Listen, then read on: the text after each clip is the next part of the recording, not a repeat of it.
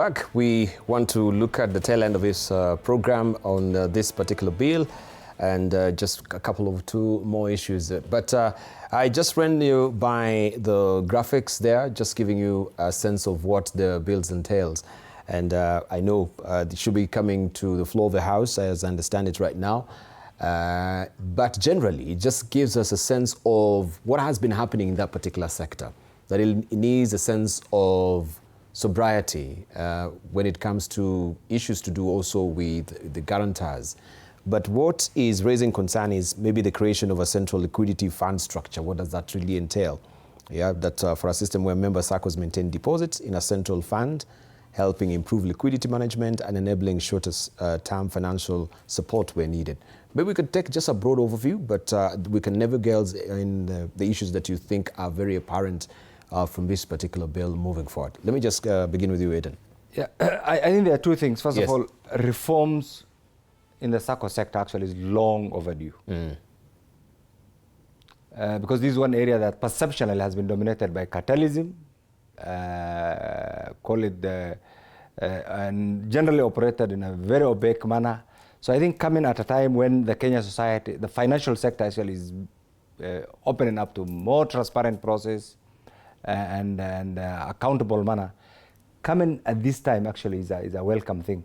But as far as the parliamentary procedure is concerned, like now I'll be anticipating debate because of something that I've not seen. But I think generally on the issue that have been highlighted, there's need to have more financial accountability, there's need to have more transparent modus operandi actually in the way SACCOs are run, just to create depositor confidence. So I think this is something that the conceiver of the bill must be seized of with what the whole sector actually goes through. And that is the time you conceive the idea simply because you are familiar with what the general information, and then you format it into a draft. That draft now gives birth to a bill. That bill is what is being subjected to parliamentary process. Ultimately, again, the public participates, and I hope and pray that Kenya basically is a middle income country, and therefore all our financial institutions must meet the test of time in protecting the depositors' money, getting the depositors' confidence, and operate in a manner that will allow investment, whether local or foreign direct investment. And this is the only way we can pride ourselves as a country that prides in institutional transparency, the way institutions are run. And remember, for us to go to that Singapore status, we ought to move from the traditional way of doing things. Right now you are wondering, over the years we were told the economy is not doing well, our economy is becoming sluggish, and yet over the last few months we were able actually to produce over 800,000. Simply, there are certain things that people must understand. Kenya is part of the global village. We have the diaspora community. We have the international organizations. Yes. Kenya houses one of the best, the only actually, UN facility in Africa. And because of what is happening in the seat of power, in the seat of international power, New York, many international institutions that were housed, or actually that used to operate from New York, are now operating from Nairobi as their base. Maybe that's one thing that we do not know. And that comes in with a lot of foreign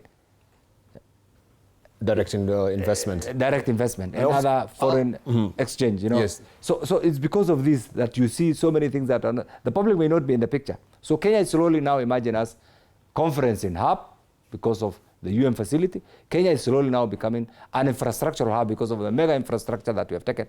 Kenya now, traditionally, we were sporting nations, but I think some of the things were not magnified. Because of what SAWE has done, many people in the world actually will be tempted to see, I want to go and see where SAWE comes from. I want to go and see who trains SAWE. I want to go and see what is in the genes of SAWE. And that brings in many tourists. And equally, you realize that because of the ecosystem, the regional ecosystem, look at what is happening. Just look around. I do not want to mention country. Look around and see the kind of the security and other dynamics that is taking place. So we are lucky. Look around. Start from the north, go around until the south, see what all the neighboring countries, what they are going through.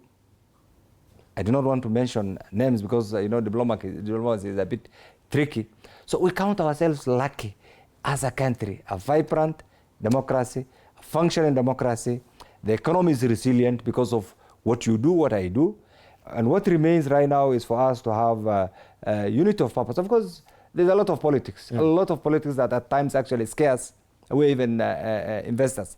But at the end of the day, we're a very resilient country, very democratic country, people who love their country, and therefore what you will be seeing, this reform in this sector, let me say this, this is one area that many people never wanted to touch, because cooperative societies are all over.